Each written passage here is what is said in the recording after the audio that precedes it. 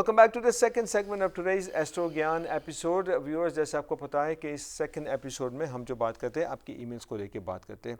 And email मैं पढूं उससे पहले मैं कह दूं कि हम आपका बहुत बहुत धन्यवाद करना चाहते हैं कि आप हमारा शो देखते हो और वक्त निकाल के हमारा कांटेक्ट कर सकते हो। पंडित जी भी कहते हैं कि काफ़ी सारे लोग आपको फ़ोन करके भी पूछ रहे होते हैं। हाँ जी, भगवान की कृपा है कि बहुत सारे लोगों के फ़ोन आ रहे हैं, अपनी समस्याओं के बारे में बात कर रहे हैं। और हमारी पूरी कोशिश है मित्रों कि हम भगवान तो नहीं हैं, लेकिन भगवान के भक्त जरूर हैं। कोशिश करते हैं, ईश्वर ने जो भी ज्ञान दिया है, जो भी बुद्धि विवेक दिया है, उसके द्वारा हम आपकी समस्याओं का निदान के आपको उपाय सुझाएं।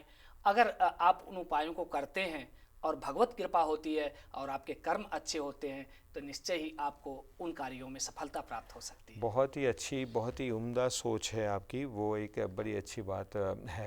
एनीवे, इसी के साथ हम चलते हैं ईमेल पे। पंडित जी, ये जो ईमेल है इनका नाम है ऋतुराज।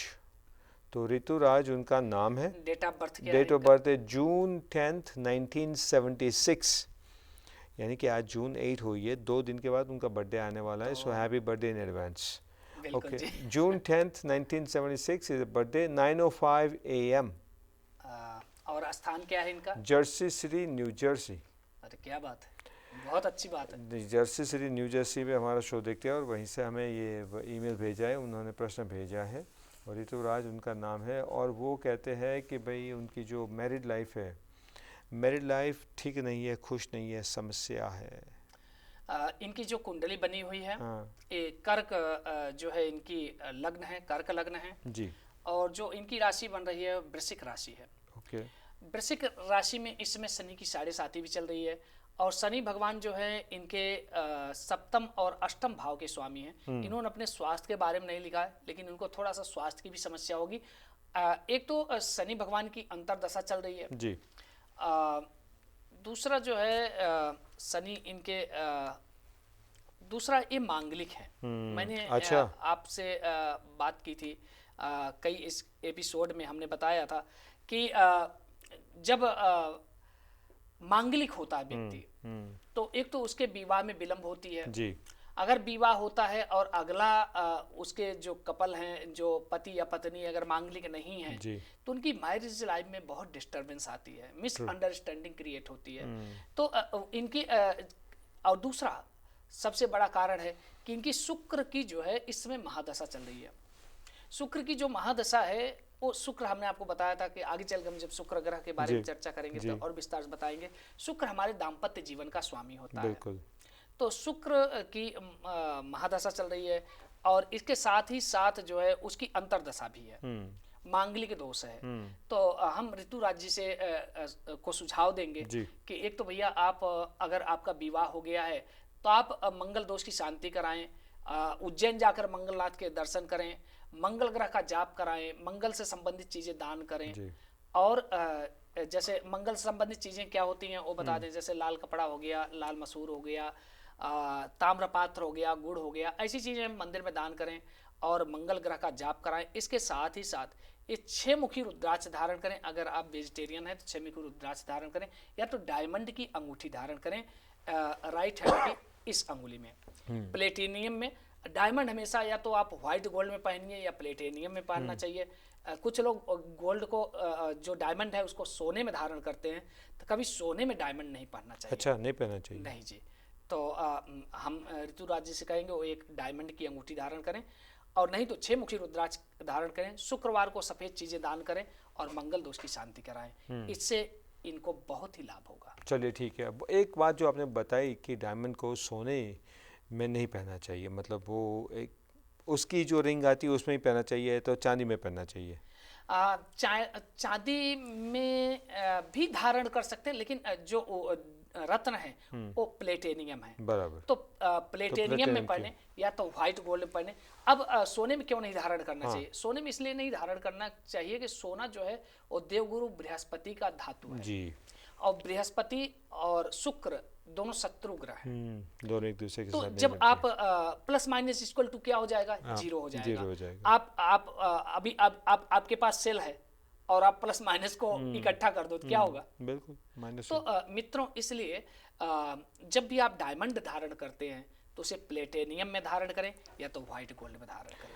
और उसके साथ मुझे प्रश्न ये पूछना है कि डायमंड क्यों ऐसा होता है कि कुछ लोगों के लिए डायमंड बिल्कुल सही नहीं होता और कुछ लोगों के लिए डायमंड बहुत लाभदायी होता है?